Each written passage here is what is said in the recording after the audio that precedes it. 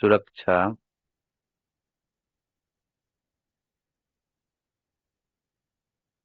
संहिता 2023।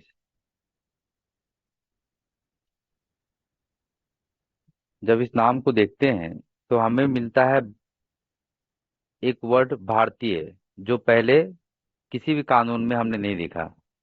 क्योंकि जब भी कोई कानून बनता है भारत में तो वो इंग्लिश में बनता है और उसका ट्रांसलेशन हम हिंदी में देखते हैं।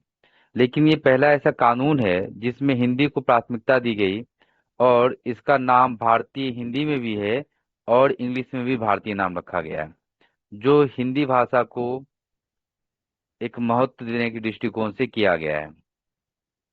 और इस पर तमिलनाडु वगैरह कुछ राज्यों ने काफी प्रतिरोध भी किया था कि ये नाम हिंदी में क्यों है। यानी कि इंग्लिश और हिंदी दोनों में आप वर्ड देखते हैं भारतीय, हिंदी और इंग्लिश दोनों में आप भारतीय वर्ड देखते हैं, चाहे वो हिंदी में हो चाहे वो इंग्लिश में हो। इसका प्रोटेस्ट भी किया गया था, लेकिन ये कानून उसी तरह से बना रहा। तो सबसे पहले हमने समझ लिया इसका नाम भारतीय क्यों है, क्योंकि इंग्लिश में कानून बनते थे। तो Indian penal code, India CrPC, Indian evidence act, Indian contract act, तो सारे इंग्लिश में इंडियन और हिंदी में भारतीय। लेकिन ये पहला कानून ऐसा है जिसमें हिंदी में भी भारतीय और इंग्लिश में भी भारतीय। एक बड़ी चीज।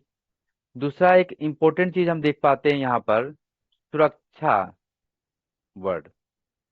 पहले यहाँ पर दंड प्रक्रिया हुआ करता था, या भारतीय दंड संहिता हुआ करता था, इंडियन पिनल कोड हुआ करता था। अब वहां पर सुरक्षा शब्द को जोड़ा गया।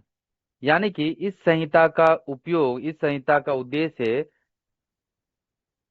देश की जनता का सुरक्षा करना। यानी ये कानून उनको दंड देने के लिए नहीं बनाया गया है, ये कानून उनको सुरक्षा देने के लिए बनाया गया है।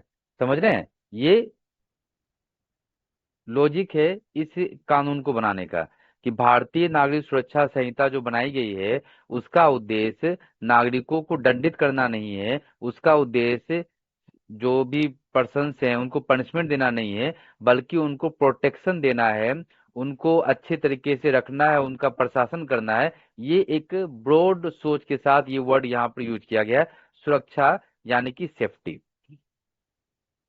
उसके तीसरा जो शब्द देख पाते हैं हम, वो है संहिता, जो हिंदी और इंग्लिश दोनों में एक है।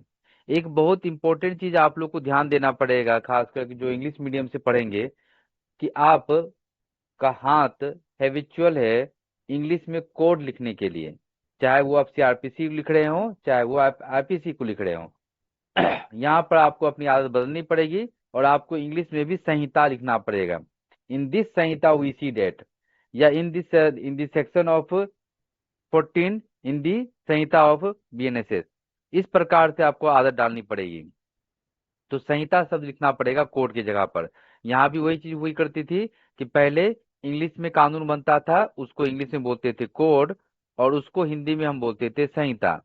लेकिन अब क्या हुआ कि हिंदी में भी संहिता और इंग्लिश में भी संहिता, ये कोड वर्ड हट गया है, जो एक हिंदी भाषियों के लिए एक गौरव की बात है। जैसे हम जानते हैं कि हिंदी हमारी मातृभाषा भी है, तो उस कंडीशन में उसको ज्यादा तवज्जो देने के लिए ऐसा किया गया है, जो एक यूनिक एक्सरसाइज और एक्सपेरिमेंट है। इस संहिता का नाम 2023 है। 2023 क्यों है?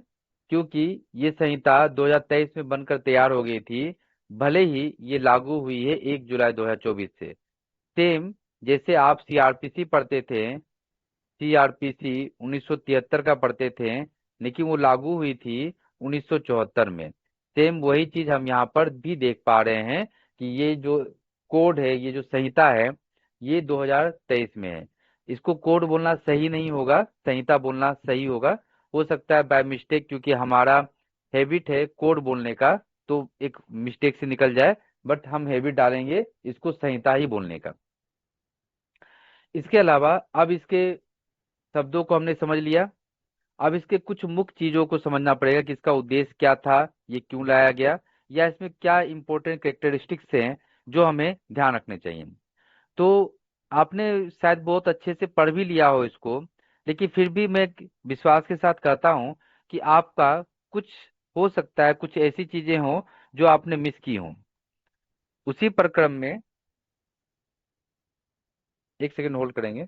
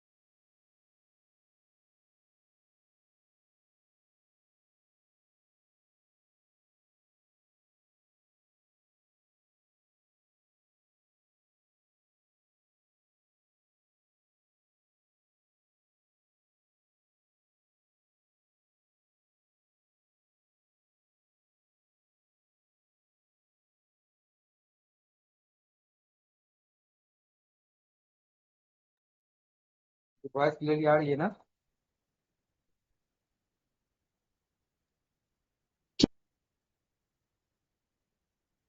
ठीक है।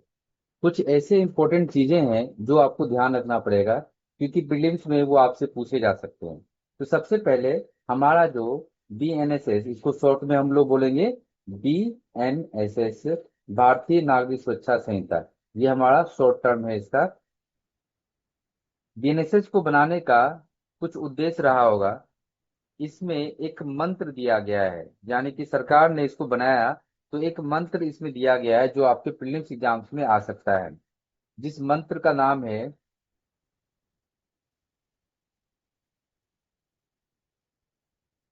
सबका साथ, सबका विकास,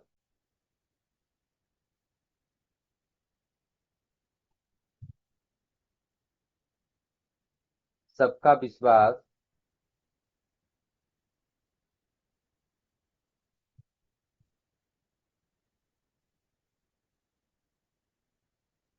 सबका प्रयास।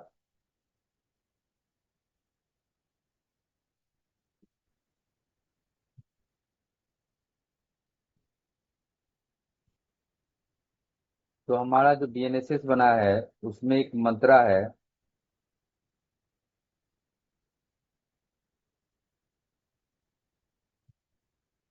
सेम इंग्लिश में भी है, सबका साथ, सबका विकास,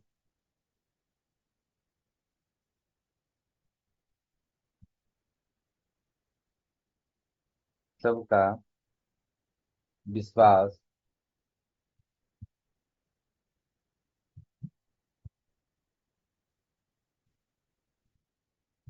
सबका प्रयास। उसको थोड़ा सा दिमाग में रखिएगा, ये मंत्र को, क्योंकि न्यूली एडेड चीजें हैं। तो अभी प्रश्न बहुत सारे बन सकते हैं, यानी कि हर चीजों में वो एक नए प्रश्न को बना सकते हैं। तो ये मंत्र को भी आप लोगों को ध्यान में रखने की आवश्यकता है कि ये आपसे पूछे जा सकते हैं कि कौन से मंत्र पर आपका BNSS लागू है। तो 4 वर्ड दिए गए हैं, 4 में से कोई एक वर्ड हटाकर या उसका क्रम बदल के वो आपसे पूछ सकते हैं, तो इसको आप ध्यान में रखिएगा।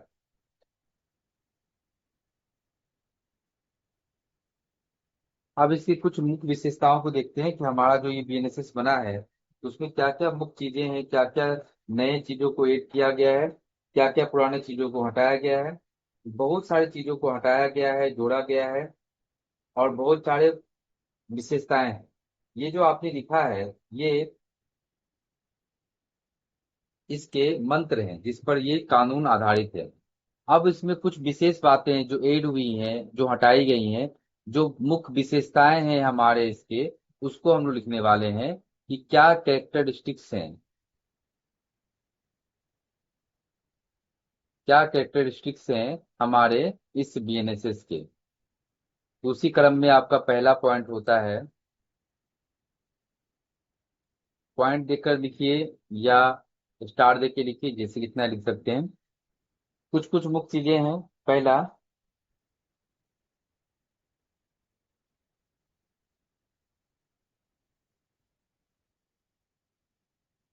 इंश्योरिंग स्पीडी जस्टिस, यानी कि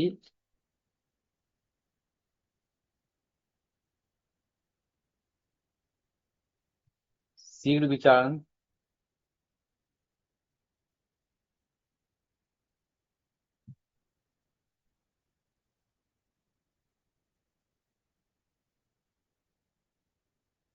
आपने देखा होगा कि बहुत सारे जगहों पर चार्ज फ्रेमिंग से लेकर जजमेंट सुनाने तक, जजमेंट के अपलोड करने तक का टाइमिंग दिया गया है, यानी कि हर चीजों की टाइमिंग दी गई है कि कौन से कार्रवाई का क्या टाइमिंग होगा।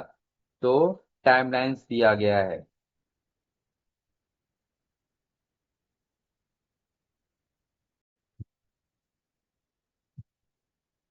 Time lines for प्रोसीक्यूटर।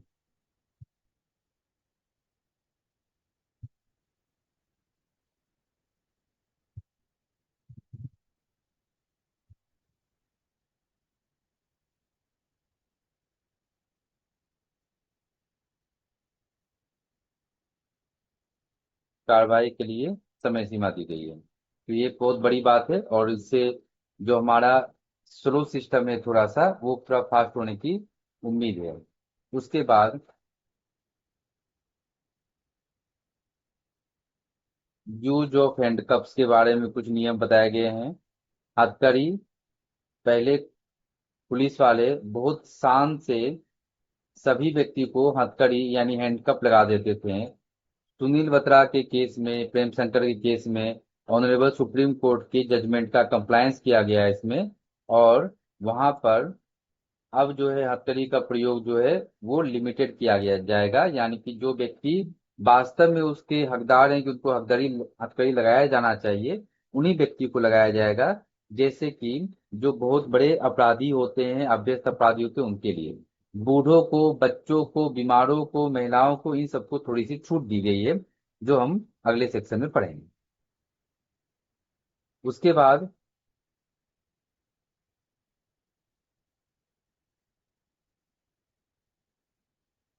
Use of technology,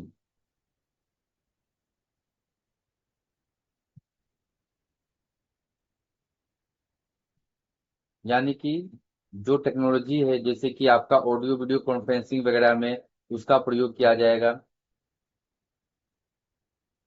उसी प्रकार से अब जो एविडेंस आदि के मामलों में या पुलिस जब अन्वेषण करेगी तो मोबाइल से वीडियो बनाकर रिकॉर्डिंग भी कर सकती है। इन सब चीजों को प्राथमिकता दी जाएगी, दी गई है इस कानून के द्वारा। उसके बाद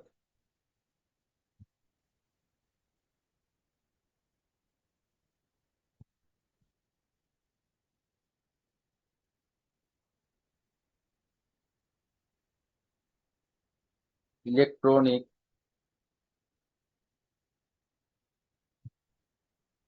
कम्युनिकेशन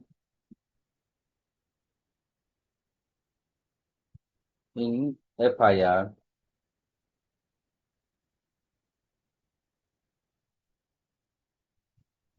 समन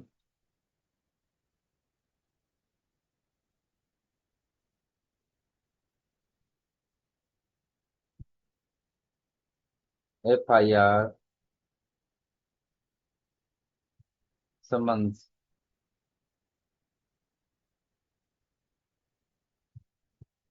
इलेक्ट्रॉनिक संसूचनाएं,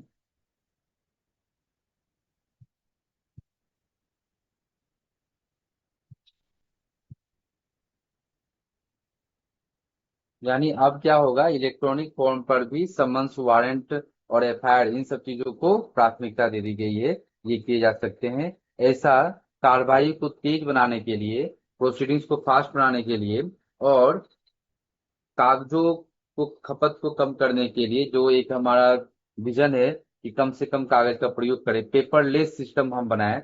बहुत सारे कोर्स पेपरलेस हो भी चुके हैं, जहाँ पर पेपर के थ्रू काम नहीं होता है, पीडीएफ फॉर्म में और इस तरह से डिजिटल फॉर्म में काम होते हैं, जिससे पेपर की बचत होती है, जो हमारे अर्थ के लिए, हमारे संसार के लिए बहुत जरूरी है।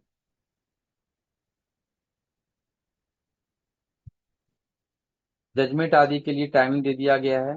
तो अब जो है एक स्पेसिफिक टाइम दिया गया है।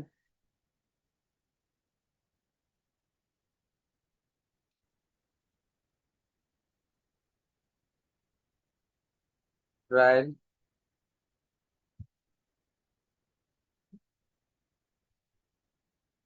इन्वेस्टिगेशन एंड प्रोनाउंसिएशन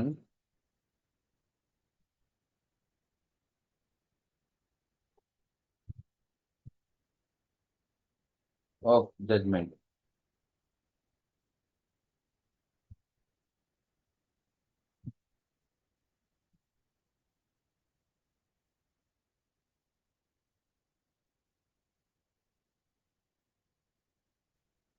यानी कि अब जो है, जो भी जजमेंट, ट्रायल और इन सब के लिए समय सीमा दी गई है। विचारण, अन्वेषण, निर्णय आदि के लिए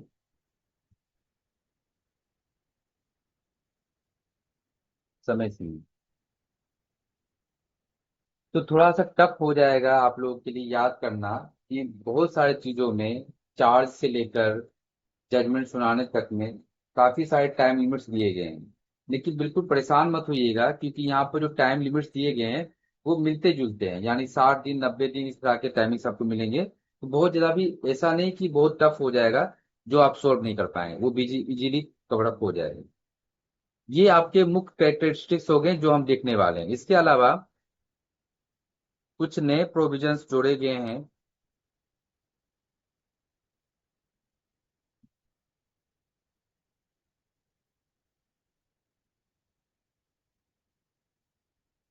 न्यू डिफिनेशंस, कुछ नए परिभाषाओं को हम यहाँ पर देख पाएंगे, जिनमें से मैं शॉर्ट में लिख रहा हूँ क्योंकि पूरा लिखने में टाइम लगेगा।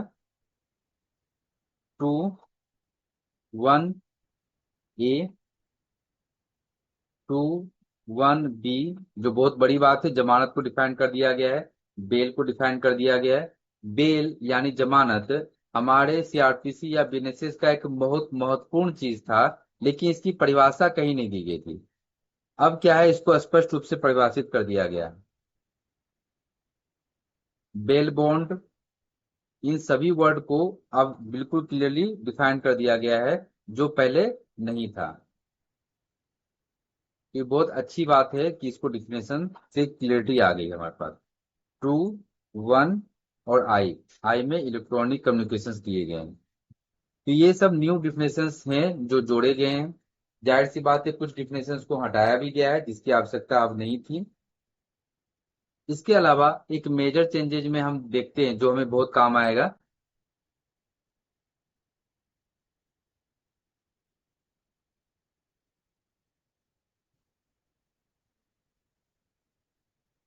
बड़े चेंजेज में, महत्वपूर्ण चेंजेज में एक बड़ा चेंज ये हुआ है कि आपको कुछ चीजों को रिपील किया गया।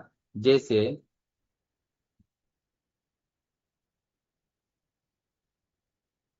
महानगर मजिस्ट्रेट, जिसको हम लोग मेट्रोपॉलिटन मजिस्ट्रेट कहते हैं, और चीफ मेट्रोपॉलिटन मजिस्ट्रेट, जिसको हम लोग सीएमएम बोलते हैं, और असिस्टेंट सेशन जज,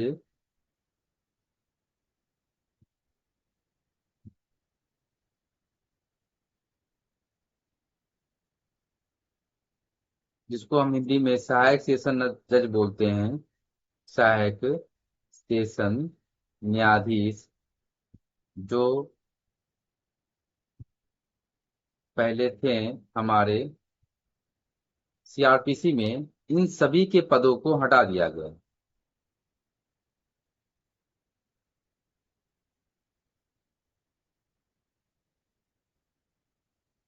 जैसे जो आप 1973 का सीआरपीसी पढ़ रहे थे, उसके पहले थर्ड क्लास मजिस्ट्रेट भी हुआ करते थे।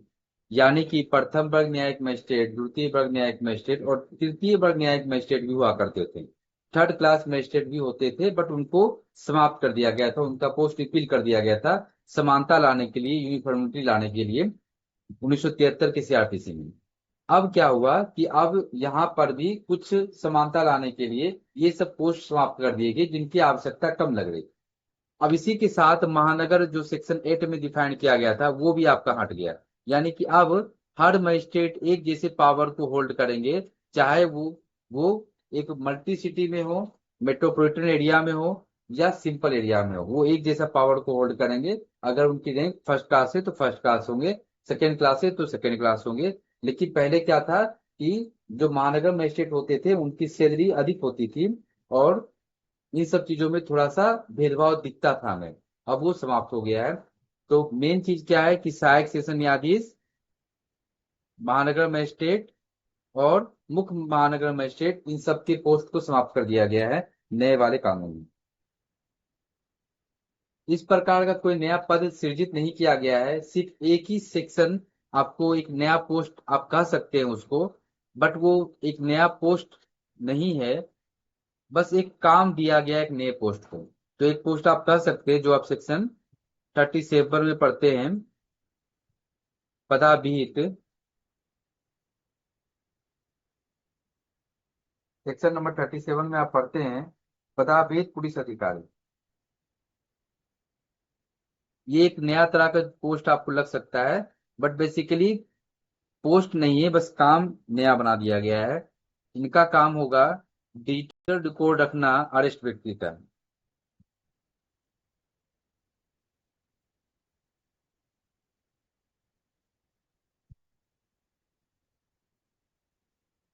Designated police officer.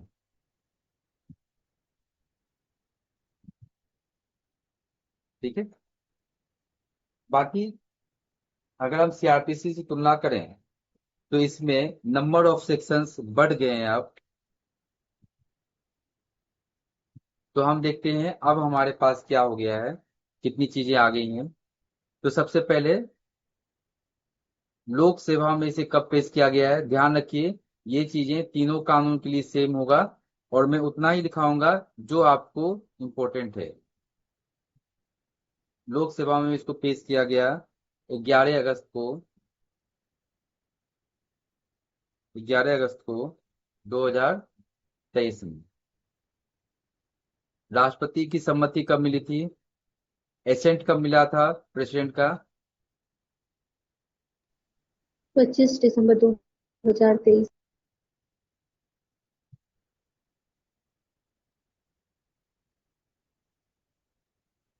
तो 25 दिसंबर को ही महामहिम ने उसको अपनी कंसेंट दे दी थी 2023 को।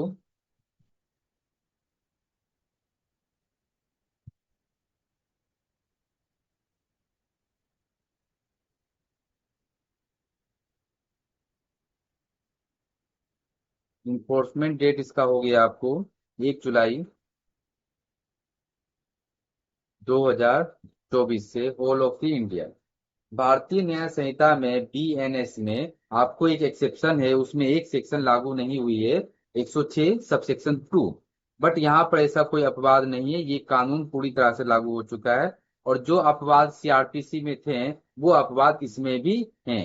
यानी कि असम वगैरह का जो कंसेप्ट था पहले, वो इसमें भी है।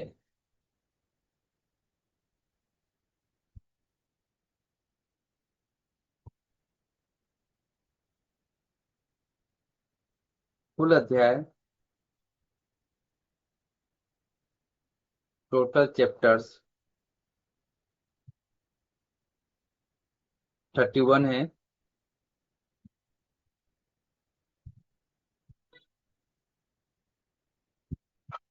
कुल धारा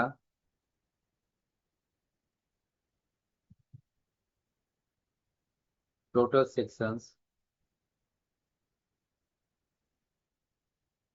531 है। तो थोड़ा सा डरने की बात है क्योंकि पहले से ये बढ़ गया है। पहले 484 हुआ करते थे, अब 531 है। यानी लगभग लगभग 50 सेक्शंस आपके बढ़ गए हैं।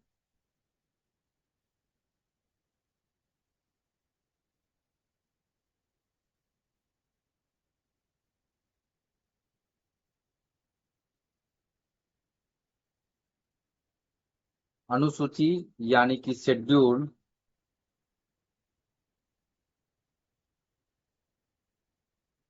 पहले की तरह ही दो हैं, जो पहले थे और जिस प्रकार से थे वो अभी भी हैं। पहले में अपराधों का वर्गीकरण दिया गया है, दूसरे में प्रारूप दिया गया है।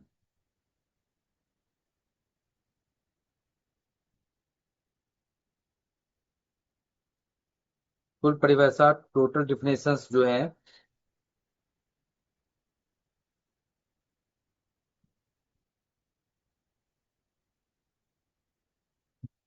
26 है, जो आपको टू वन में ए से लेकर जेड तक दिए गए हैं। तो पहले भी 26 डिफिनेशन ही थे, अभी भी 26 डिफिनेशन ही हैं। अंतर सिर्फ यही है कि कुछ चीजों को जोड़ा गया है तो कुछ चीजों को हटाया गया है।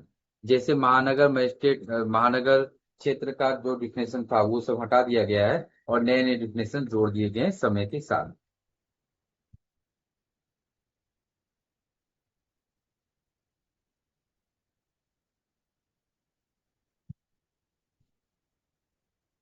समवर्ती सूची में ये आएगा।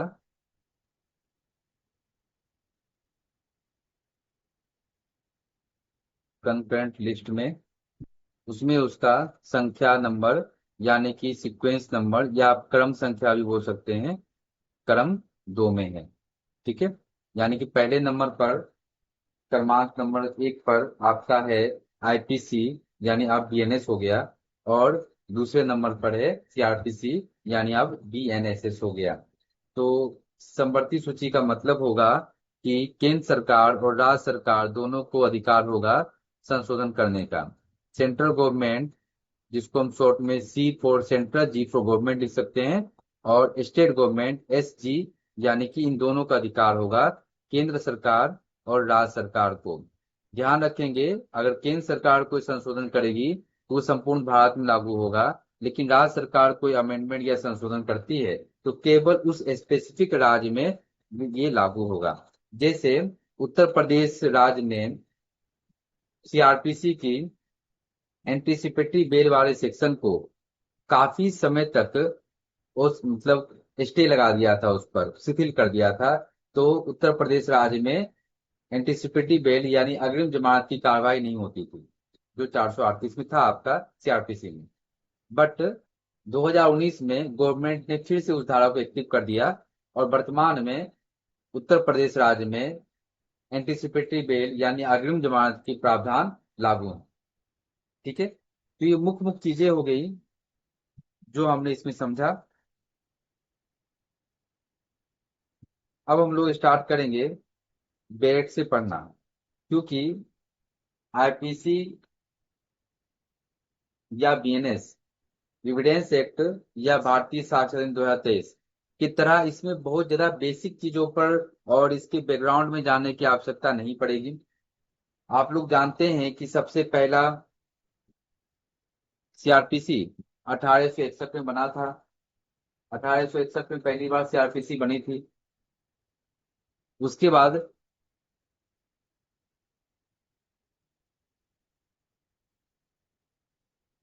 1861 में बनी, क्योंकि 1860 में हमारा आईपीसी बना था पहला। ठीक है। तो आईपीसी तो अभी तक चल रहा था और अब इसके बाद आ गया, आईपीसी की जगह पर आपको मिल जाता है हमारा न्यू कोड, जिसको हम लोग भारतीय न्याय संहिता 2023 बोलते हैं। और सीआरपीसी समय समय पर बदले गए, 4 बार इनमें परिवर्तन हुआ और अब हमें मिल जाता है बीएनएसएस, क्योंकि प्रक्रिया में हमेशा संशोधन की आवश्यकता होती है। अब 1973 के समय में कभी सोचा नहीं गया था कि डिजिटल रूप से भी एफआईआर हो सकता है, इलेक्ट्रॉनिक रूप से भी समन भेजे जा सकते हैं, वारंट एग्जीक्यूट किया जा सकता है। लेकिन अब ये सिचुएशन आ चुका है, और हो सकता है कि कल को ऐसा हो जाए कि बिल्कुल पेपरलेस हो जाए ये प्रोसीडिंग्स, और संबंध वारंट इन सब का एग्जीक्यूशन जो होगा वो डिजिटल फॉर्म पर ही ज्यादातर होंगे। तो समय के साथ चीजों को बदलना आवश्यक है, उसी प्रक्रम में हम इन चीजों को पढ़ते हैं।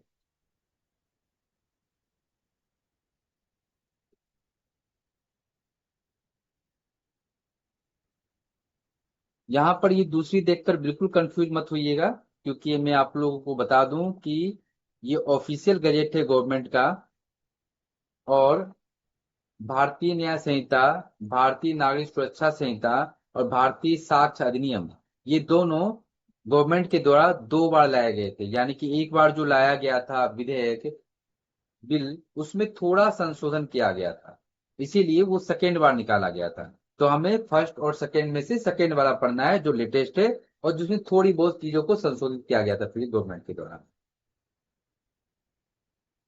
तो सबसे पहला इसमें बताया गया है कि इसका नाम क्या है। इसका नाम क्या है?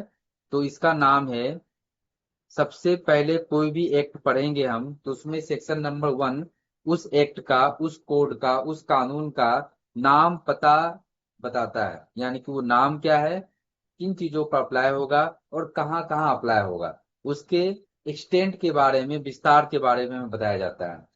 हर एक्ट में इसी तरह की कार्रवाई चलती है।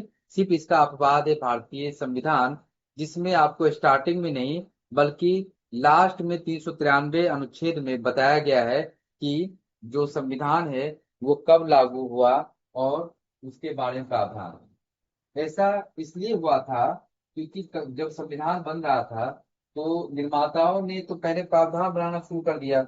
उनको तो ये पता नहीं था कि कब बनेगा, कहाँ कहाँ लागू होगा, क्योंकि स्टार्टिंग में बहुत सारे चीजें थी जो अनसर्टेन थी।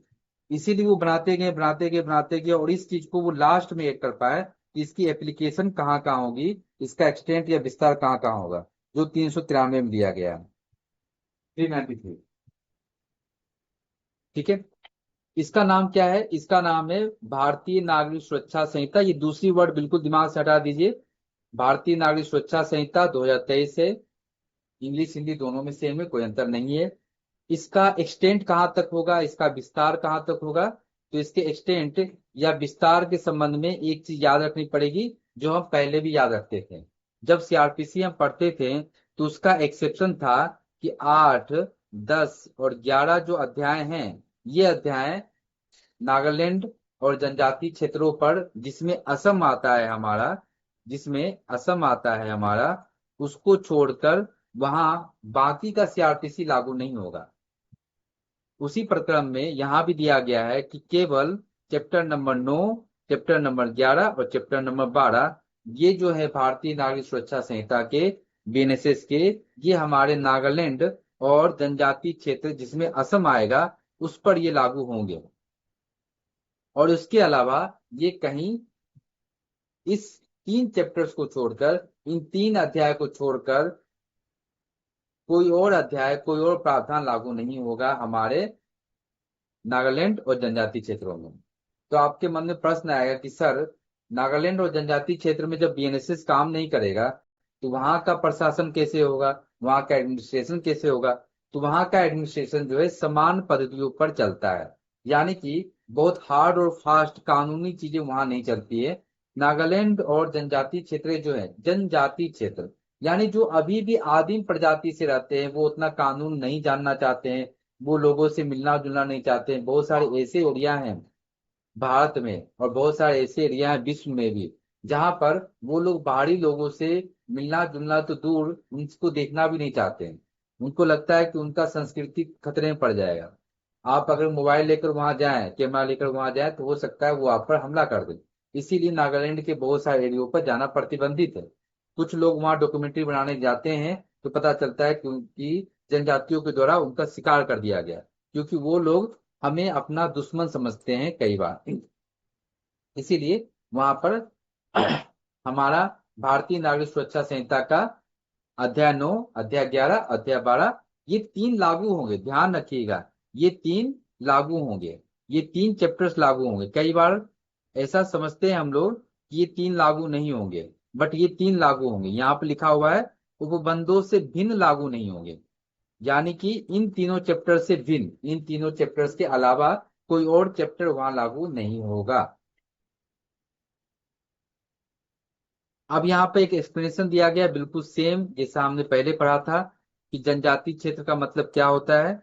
तो इसमें असम आता है आपका, बस ज्यादा कुछ याद रखने की जरूरत नहीं है। सबसेक्शन 3 आपको ये बताता है, सेक्शन नंबर 1 का सबसेक्शन 3 ये बताता है कि कब लागू होगा। तो अब ये चीज चेंज हो चुकी है, अब ये 1 जुलाई 2024 से लागू हो गया है। संपूर्ण भारत में लागू हो गया है, केवल नागालैंड और असम में जो इसके अपवाद या एक्सेप्शन हैं उसको छोड़कर। वो जो अपवाद है वो अपवाद है।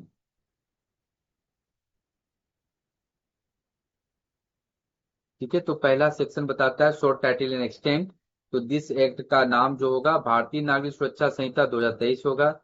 इस एक्ट के chapter number 9, chapter number 11, chapter number 12 जो है वो उसको छोड़कर अदर देन लिखा हुआ है यहाँ पर, यानी कि इन 3 चैप्टर्स को छोड़कर कोई और chapter not applied in Nagaland और ट्राइबल एरियाज जिसमें आपका असम आता है, जिसमें आपका असम आता है। बस इतना आपको ध्यान रखना है। कई बार आपको, और ये सीपीसी जो है आपका, सीपीसी में भी अपवाद चलता है। सिविल प्रक्रिया संहिता सीपीसी जो है वो नागालैंड और असम पर बिल्कुल भी अप्लाई नहीं होता है। यानी कि ये जो प्रोविजन हम देखते हैं यहाँ पर, वो सीपीसी में भी ये एक्सेप्शन अप्लाई होते हैं। और सीपीसी में भी ट्राइबल एरिया पर और नागालैंड पर, यानी कि नागालैंड और जनजाति क्षेत्र जिसमें असम आता है, वहां पर सीपीसी सिविल प्रोसीजर कोड वो भी लागू नहीं होता है, वहां पर बिल्कुल लागू नहीं होता है। इसके तो 3 चैप्टर्स लागू होते हैं, उसका तो एक भी चैप्टर लागू नहीं है। ठीक है, सबसेक्शन 3 ये बताता है कि ये 1 जुलाई में कौन कौन से डिफिनेशन को डिफाइन किया गया है। तो इसी प्रक्रम में आपका जो पहला डिफिनेशन है वो एक नया डिफिनेशन है जो इससे पहले नहीं था हमारे सीआरपीसी में। तो फर्स्ट डिफिनेशन जो है, श्रव्य दृश्य इलेक्ट्रॉनिक ऑडियो वीडियो चीजें इसमें आते हैं। जब कभी इसके अंतर्गत बोर्ड वीडियो कॉन्फ्रेंसिंग का प्रयोजन पहचान की आदेशिकाओं को अभिलिखित करने के लिए, तलाशी के लिए, अभिकरण के लिए, इलेक्ट्रॉनिक संसूचना के लिए या इन सभी चीजों के लिए किया जाएगा, जिस प्रयोजन के लिए सरकार जो है नियम बना सकती है कि इस प्रयोजन के लिए क्या क्या यूज कर सकते हैं। यानी कि वीडियो कॉन्फ्रेंसिंग होगा तो कौन सा ऐप यूज करना है, जूम ऐप पर होगा, गूगल मीट पर होगा, या किस प्रकार के ऐप से होगा। उसी प्रकार जैसे सुप्रीम कोर्ट हाई कोर्ट वो एक अलग प्रकार का प्लेटफॉर्म यूज करते हैं, तो उसी प्रकार का क्या प्लेटफॉर्म यूज किया जाएगा ये सब स्टेट गवर्नमेंट डिसाइड करेगी। और इसमें जो है आपका ऑडियो वीडियो कॉन्फ्रेंसिंग से हियरिंग हो सकता है, सुनवाई हो सकती है। अभियुक्त का जो पेशी होगा वो भी इस तरीके से हो सकता है। जो गवाह की गवाही ली जाएगी, विटनेस लिया जाएगा, वो भी इस माध्यम से हो सकता है। हो सकता है लिखने का मतलब ये है कि अगर न्यायालय को लगे कि उस व्यक्ति को फिजिकल तौर पर ही कोर्ट में बुलाना है तो फिजिकल तौर पर ही बुलाएंगे, शारीरिक रूप से ही बुलाएंगे। अगर उनको लगे कि नहीं, अगर वीडियो कॉन्फ्रेंसिंग से भी काम चल जाता है तो वीडियो कॉन्फ्रेंसिंग से भी काम चलेगा। इससे सुनवाई में तेजी आएगी। कई बार ऐसे साक्षी को बुलाना होता है जो बहुत दूर हैं, बीमार हैं, और न्यायालय में सही समय पर स्पेसिफाइड टाइम पर नहीं पहुंच सकते हैं। ऐसे कंडीशन में ऑडियो वीडियो कॉन्फ्रेंसिंग आदि के माध्यम से उनकी सुनवाई जल्दी से जल्दी हो सकती है। इससे हमारी कार्य जो प्रणाली है उसमें तेजी आएगी।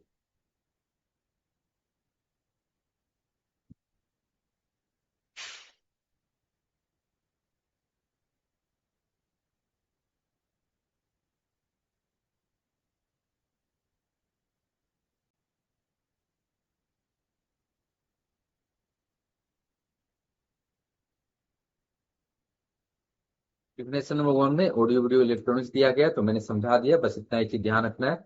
बहुत ज्यादा इसमें कुछ अंदरूनी प्रश्न नहीं बनने वाले हैं, तो सिर्फ हेडिंग से याद कर लीजिएगा, इतना काफी हो जाएगा। 2B में बेल दिया गया। मैं आप लोग को एक बहुत इंपॉर्टेंट चीज बता दूं कि जो लोग स्पेशली इंग्लिश मीडियम में पढ़ेंगे वो तो ध्यान रखेंगे ही, जो हिंदी मीडियम में पढ़ेंगे वो भी ध्यान रखें कि आपका ये तीनों कानून, यानी कि आपका ये तीनों कानून BNSS 2023, BNS 2023 और BSA 2023, ये तीनों कानून में जो भी परिभाषा खंड हैं, जो भी डिफिनेशन क्लाउज हैं, वो अल्फाबेटिकल हैं। ठीक है, अल्फाबेटिकल हैं। अल्फाबेटिकल का मतलब ये होता है कि पहले ए होगा, फिर बी से होने वाले शब्द आएंगे, फिर सी, फिर डी, फिर ई, फिर एफ, इस तरह से ये क्रम में चलेगा और इस क्रम को उपयोग किया गया है। आपको ये भी बताना जरूरी होगा कि ऐसा पहली बार नहीं किया गया है। कुछ नए नए कानून जो बनाए गए हैं उसमें गवर्नमेंट ने इस प्रकार की प्रक्रिया को उपयोग किया है कि परिभाषा जो है उनका क्रम अल्फाबेटिकल रखा गया है, यानी कि पहले ए से होने वाले शब्द आएंगे, फिर बी से होने वाले शब्द आएंगे और फिर सी और डी से होने वाले शब्द आएंगे। इस प्रकार का क्रम फॉलो किया गया। तो कभी एग्जामिनेशन हॉल में आप एकाएक भूल जाएं कि ई में क्या दिया गया है, तो आप इतना जरूर ध्यान रखिएगा कि जो वर्ड ई से होगा वो उसके पहले ए बी सी डी, यानी कि ये चार वर्ड से, ये चार लेटर से शुरू होने वाले शब्द आ चुके हो। इससे आपको प्रैक्टिस करने में और MCQ सॉल्व करने में, एग्जाम में आपके क्वेश्चंस को सॉल्व करने में बहुत लाभ मिलेगा। आप उसको आइडेंटिफाई कर सकते हैं और कुछ ऑप्शंस को इलिमिनेट कर सकते हैं। अभी हो सकता है थोड़ा समझने में आपको लगेगा कि सर समझ में नहीं आया, इसमें क्या करना होगा। इसमें ऐसे होगा आपको कि जब वो प्रश्न पूछा जाएगा, मान लीजिए आपसे एग्जाम में पूछ लिया गया कि बताइए इलेक्ट्रॉनिक कम्युनिकेशंस किसमें है, इलेक्ट्रॉनिक कम्युनिकेशंस, इलेक्ट्रॉनिक संसूचना किसमें है, और आपको ऑप्शंस दिए जाएंगे ए, ई, आई, जे। तो आप कम से कम इतना श्योर हो जाएंगे कि इलेक्ट्रॉनिक कम्युनिकेशंस जो होगा वो ई से हो रहा है, और ई से होने वाले बहुत सारे शब्द हैं जैसे जमानत, बेल, बेलेबल ऑफेंस, तीन चार शब्द तो आ जाएंगे। तो आप इसको तो आराम से एलिमिनेट कर देंगे, ये तो नहीं होगा। अगर आपको थोड़ा सा और दिमाग में है कि संज्ञेय अपराध और बहुत सारी चीजें और भी आ सकती हैं, तो उस कंडीशन में आप उन को इलिमिनेट कर सकते हैं, यानी आपके दिमाग में होगा कि ये कहाँ हो सकता है, एक अंदाज लगा सकते हैं आप। इससे बहुत बेनिफिट होगा और ये तीनों चीजों में एक जैसा है। दूसरा परिभाषा दिया गया बेल का। बेल को इससे पहले हमारे CRPC में परिभाषित नहीं किया गया था। कुछ केस लॉज में ऑनरेबल सुप्रीम कोर्ट ने इसको परिभाषा दिया था। अब जो यहाँ पर डिफिनेशन दिया गया है वो एक सटीक परिभाषा है, यानी कि जमानत का मतलब क्या होता है, तो बिल्कुल सिंपल लोग नहीं समझें। तो जमानत का मतलब होता है किसी व्यक्ति को जो अभियुक्त है। जमानत का मतलब होता है कि कोई व्यक्ति जो अभियुक्त है, एक्यूज्ड है, या कोई व्यक्ति जो संदिग्ध है, कोई व्यक्ति जो अभियुक्त है, या कोई व्यक्ति जो संदिग्ध है, जो व्यक्ति ऐसा है जिस पर किसी प्रकार का सस्पेशन है, सस्पेक्टेड पर्सन है। तो एक्यूज या सस्पेक्टेड पर्सन को बंद पत्र पर, यानी कि बेल बॉन्ड पर या जमानत पत्र पर, यानी पर्सनल बॉन्ड पर छोड़ दिया जाता है कानून की अवरक्षा में, तो उसको हम बोलते हैं जमानत पर। यानी कि जब कोई अधिकारी, अब यहाँ पर और समझिए, बहुत अच्छे से डिफिनेशन दी गई है। अधिकारी यानी पुलिस वाला या न्यायालय, आपको पता है कि जमानत देने का अधिकार पुलिस वालों को भी होता है अगर वो जमानत की अपराध है, पेलेबल ऑफेंस है, तो पुलिस ऑफिसर जो हैं, पुलिस वाले भी उसको जमानत दे सकते हैं। और न्यायालय जमानती और अजमानती दोनों अपराध में जमानत दे सकते हैं, उनके पास विवेकाधिकार होता है, उनका अधिकार ज्यादा होता है। लेकिन कुछ परिस्थितियों में जमानत पुलिस वाले भी दे सकते हैं जब जमानती अपराध हो। जब कोर्ट बेलेबल वारंट निकालेगी, जिसको हम लोग शॉर्ट में BW बोलते हैं, उसमें भी पुलिस अधिकारी जमानत लेकर छोड़ सकते हैं। तो जमानत कौन कौन देगा? अब यहाँ पर कितने सारे प्रश्न बन जाएंगे। पहला, जमानत की परिभाषा कौन सी धारा में दी गई है? Bail has been defined under which section? दूसरा, जमानत कौन कौन दे सकता है? तो जमानत कोई अधिकारी या न्यायालय। यहाँ पर पुलिस ऑफिसर शब्द का प्रयोग नहीं किया गया है। देखिए, पुलिस अधिकारी के लिए ही विशेष रूप से ये शब्द यूज किया गया है। तो दो व्यक्ति कर सकते हैं, एक अधिकारी कर सकता है, एक न्यायालय कर सकता है, दोनों कर सकते हैं। तीसरा, जमानत में क्या क्या चीजें आएंगी? तो या तो बंद पत्र होगा या जमानत पत्र होगा। इन दोनों में से कोई एक चीज जरूर होनी चाहिए। बंद पत्र और जमानत पत्र को आगे परिभाषित भी किया गया है। बंद पत्र का मतलब होता है कि जमानतदार यानी कि बेलर कोई और बने। यानी कि अगर एक व्यक्ति अभियुक्त है मिस्टर ए, तो इसका जमानतदार जो है वो बी बनेगा या सी बनेगा। ये हुआ बेल बॉन्ड यानी बंद पत्र। जमानत पत्र, सॉरी थोड़ा सा उल्टा हो गया, मैंने बता दिया आप लोगों को। बंद, थोड़ा करेक्शन कर लीजिए। बंद पत्र का मतलब होता है कि व्यक्तिगत बॉन्ड होना चाहिए। यानी कि अगर ए को, एक अभियुक्त है या एक संदिग्ध व्यक्ति है, सस्पेक्टेड पर्सन है, और इसका जमानत होगा, इसका बेल होगा, और इसके जमानत या बेल में बी और सी को बेलर बनाया गया, जमानतदार बनाया गया, तो हम बोलेंगे कि ये जो है ये जमानत पत्र है यानी कि बेल बॉन्ड है।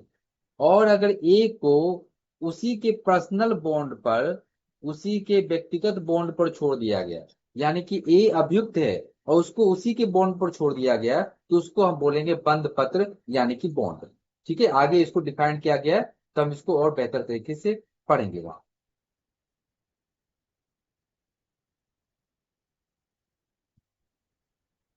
2C जमानत पत्र यानी कि बेल बॉन्ड को डिफाइन करता है। बेल बॉन्ड का अर्थ होता है प्रतिभूति के साथ छोड़ा जाना। बेल बॉन्ड का अर्थ होता है प्रतिभूति के साथ छोड़ना, यानी कि विथ सिक्योरिटी। विथ सिक्योरिटी, कोई व्यक्ति को छोड़ा गया है, उसको विथ सिक्योरिटी छोड़ा गया है, जिसमें वो व्यक्ति देता है, जिसको आप बोलते हैं मुचलका यानी बॉन्ड। कि अगर बॉन्ड या जमानत पर छोड़ने का मतलब क्या होता है? किसी व्यक्ति को जमानत पर छोड़ा गया, इसका मतलब ये होता है कि अगर कभी भी उसका डेट लगे, तो वो, उसको बुलाया जाएगा, वो आएगा। उससे कुछ शर्त लगाए जा सकते हैं, देश से बाहर नहीं जाना है, राज्य से बाहर नहीं जाना है, और बहुत सारी चीजों को शर्तें लगाई जाती है। अगर वो किसी भी शर्त का वायोलेशन करेगा, तो उसने जो बेल बॉन्ड अमाउंट भरा है, जो जमानत पत्र में जो रकम की है, जो 50,000 20,000 हो सकती है, तो वो रकम उसका सीज हो जाएगा। वो उसका जो है सरकार के खाते में चला जाएगा। तो उसी को बोलते हैं प्रतिभूति के साथ, यानी गारंटी के साथ होना चाहिए। अब यहाँ पर गारंटर भी हो सकता है, जिसको बेलर बोलते हैं। दो जमानतदार नॉर्मली लिया जाता है। कभी ये जमानतदार व्यक्ति के रूप में हो सकते हैं, कभी प्रतिभूति के रूप में उतने मूल्य रकम का कोई वस्तु भी हो सकता है, जैसे जमीन या कोई गाड़ी। बहुत सारे प्रोविजन हैं इसमें, हमें उतना डिटेल में जाने की जरूरत नहीं पड़ेगी एग्जाम के पॉइंट ऑफ व्यू से। तो कोई सर वचन, हाँ बोलिए। सही 2 के सी में बेलेबल ऑफेंस दिया गया है मेरे बुक में, और डी में बेल बॉन्ड।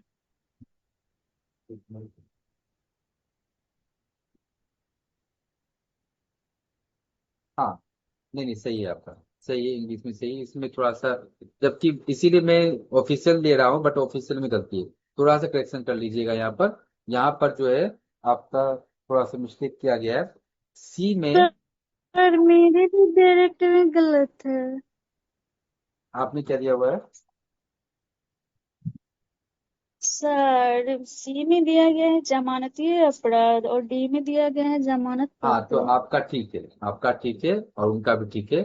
इसमें ये जो पीडीएफ है ना, ये ऑफिशियल गजेट है गवर्नमेंट की, इसमें मिसप्रिंट है लगता है। तो आप लोग इसको करेक्ट कर ले। ये आ गया आपका जमानत पत्र जो है, वो डी में हो जाएगा। जमानत पत्र डी में हो जाएगा, और ये जो है ये सी में हो जाएगा। इस प्रकार से समझ लीजिए, इंग्लिश में इसमें सही दिया हुआ है। तो आपका सी में बेलेबल ऑफेंस दिया गया है, और डी में हमें बेल बोर्ड दिया गया है। तो हमने पहले डी को पढ़ लिया जिसमें बेल बॉन्ड यानी जमानत पत्र दिया गया। ठीक है, तो आप लोग का बेरक सही है। ये जो ऑफिशियल गजट है इसमें थोड़ी सी मिस्टेक है। ठीक है ना। तो डी में बेल बॉन्ड है। बेल बॉन्ड का मतलब क्या होगा? श्योरिटी के साथ, गारंटी के साथ एक अंडरटेकिंग होगा। यानी दोनों चीजें, अंडरटेकिंग भी है और प्लस श्योरिटी भी है। अंडरटेकिंग भी है और विथ श्योरिटी है, तो वो हो गया बेल बॉन्ड। सी में जमानती अपराध को परिभाषित किया गया, उसको हम थोड़ा देर में पढ़ते हैं, पहले हम पढ़ लेंगे। ई में बॉन्ड को डिफाइन किया गया। तो बेल बॉन्ड में किसी पर्सन को विदाउट श्योरिटी छोड़ा जाता है, बस ये याद रखना है। तो बेल बॉन्ड में विथ श्योरिटी और बॉन्ड में विदाउट श्योरिटी, यानी कि बिना किसी श्योरिटी के उसके पर्सनल बॉन्ड पर, अपने अंडरटेकिंग पर, कि मैं जब न्यायालय के द्वारा बुलाया जाएगा मैं हाजिर हो जाऊंगा, इस बात का मैं गारंटी देता हूं, इस बात का मैं वचन देता हूं। और बिना कोई श्योरिटी, बिना कोई गारंटी के उसको छोड़ दिया जाता है। ऐसा तब होता है जब कोई व्यक्ति श्योरिटी देने में सक्षम नहीं होता है, तब विशेष परिस्थितियों में उसको पर्सनल बॉन्ड पर भी छोड़ा जा सकता है। इसके प्रावधान आप आगे पढ़ेंगे। तो टू डी में जमानत पत्र को डिफाइन किया गया है और टू ई में आपको डिफाइन किया गया बंद पत्र। जो हिंदी मीडियम में पढ़ेंगे उनको रिकमेंडेशन है कि आप कभी भी का खा गा गा मत पढ़िएगा, ए बी सी डी करके याद रखिएगा। क्योंकि मेरे तरह जो आपके चेकर भी होंगे उनको भी ये रा घा डा किस में होगा वो पता नहीं होगा, वो भी ए बी सी डी करके पढ़ेंगे। तो आप भी उसी तरह से पढ़िए, उसी तरह से लिखिए। बंद पत्र ई में दिया गया है। बंद पत्र का मतलब क्या होता है? प्रतिभूति के बिना, विदाउट श्योरिटी, प्रतिभूति के बिना विदाउट श्योरिटी अपने पर्सनल बॉन्ड पर छोड़ा जा सकता है, तो उसे हम बोलते हैं बंद पत्र। जब किसी व्यक्ति के पास प्रतिभूति देने के लिए जमानती अपराध है और वो जमानत नहीं ले पा रहा है 7 दिनों तक, तो न्यायालय ये समझेगा कि उस व्यक्ति के पास पर्याप्त धनराशि नहीं है कि जमानत ले पाए, तो ऐसे कंडीशन में उसको बिना श्योरिटी के, विदाउट श्योरिटी के उसको छोड़ दिया जाएगा पर्सनल बॉन्ड पर। इसीलिए यहाँ पर इस शब्द को परिभाषित किया गया है। उसके बाद टू सी में आपको यहाँ पर ये सी होगा। टू सी में आपको जमानती अपराध या बेलेबल ऑफेंस को डिफाइन किया गया है, जो बिल्कुल सेम परिभाषा है जैसा हमने सीआरपीसी में पहले पढ़ा है। अंतर सिर्फ इतनी है कि ये सेक्शन जो है अलग कर दिया गया है, बस इतनी सी बात है यहाँ पर।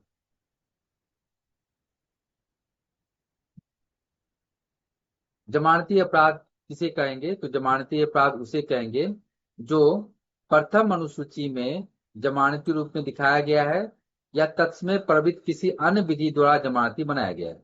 यानी कि जमानती अपराध का मतलब होता है कि जो हमारे इस संहिता में दो अनुसूचियां हैं, दो शेड्यूल हैं, उस शेड्यूल में से सेकेंड शेड्यूल में, सॉरी फर्स्ट शेड्यूल में उसे जमानती रूप में दिखाया गया है, बेलेबल ऑफेंस के रूप में दिखाया गया है।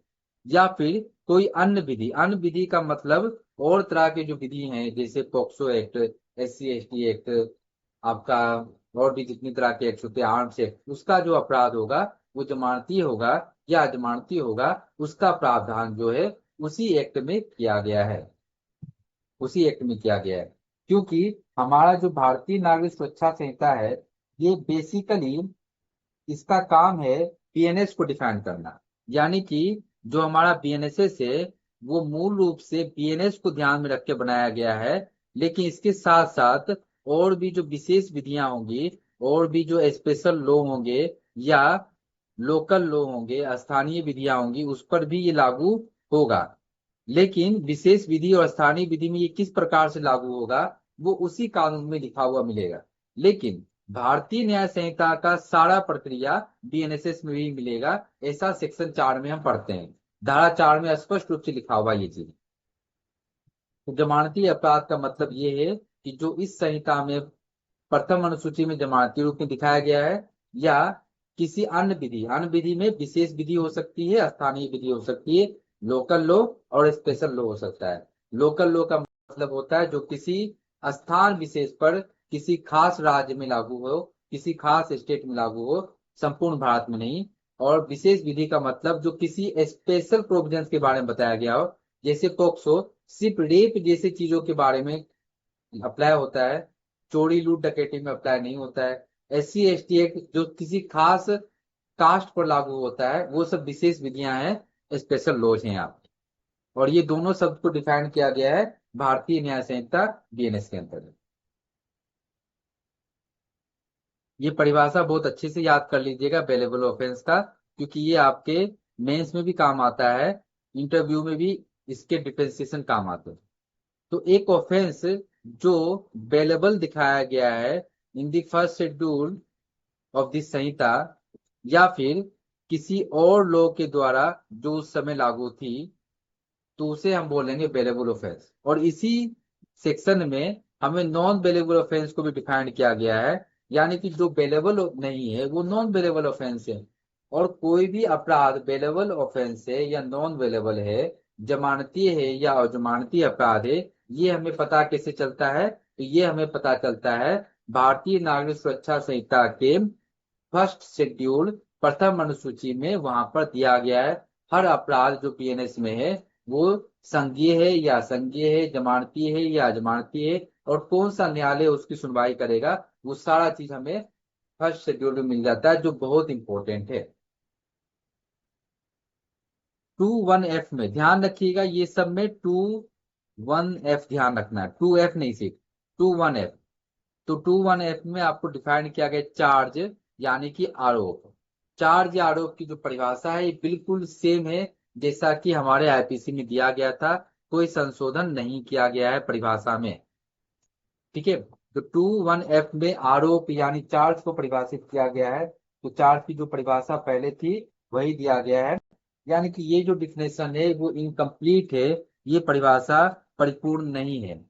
पहले चैप्टर नंबर 17 में था आरोप के बारे में प्रावधान, वर्तमान में BNSS में चैप्टर नंबर 18 में सेक्शन 234 से लेकर 247 तक आपका चार्ज यानी आरोप बनाया गया है। आरोप कौन लिखता है? आरोप जो है न्यायालय के द्वारा बनाया जाता है, और इसके बाद विचारण स्टार्ट होता है। आरोप एक प्रकार का पॉइंट कह सकते हैं आप। इस पॉइंट के बाद विचारण स्टार्ट हो जाता है, ट्रायल स्टार्ट हो जाता है, और इस स्टेज के बाद भारतीय साक्ष्य अधिनियम भी अप्लाई होता है। यानी आरोप बनने से पहले जितनी भी कार्रवाइयां होती हैं, FIR दर्ज होना, संज्ञान लेना, कोग्नाइजेंस लेना, इन सब जो भी प्रोसीडर्स होते हैं, उन सभी में भारतीय साक्ष्य अधिनियम अप्लाई नहीं होते हैं। लेकिन जैसे ही आरोप बन जाता है, चार्ज फ्रेम हो जाते हैं, तो आरोप बनने के बाद भारतीय साक्ष्य अधिनियम लागू होने लगता है, अप्लाई होने लगता है उस प्रक्रिया पर, क्योंकि उससे पहले साक्ष्यों की आवश्यकता नहीं पड़ती है, तो इसीलिए साक्ष्य अधिनियम लागू नहीं होता है। तो आरोप, यहाँ पर आरोप की परिभाषा नहीं दी गई, सिर्फ बताया गया है कि आरोप जो है एक से अधिक शीर्ष वाले भी हो सकते हैं या एक शीर्ष वाले भी हो सकते हैं, जो एक इनकम्प्लीट और अपूर्ण परिभाषा है। तो चार्ज को जब हम डिस्कशन करेंगे अध्याय 18 में, तो और भी इसके प्रोसेस को हम देखेंगे।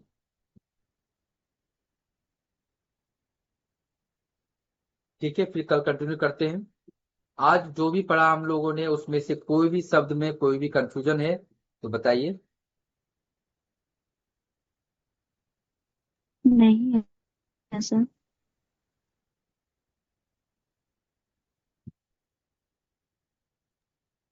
आ वो गया सर समझ में।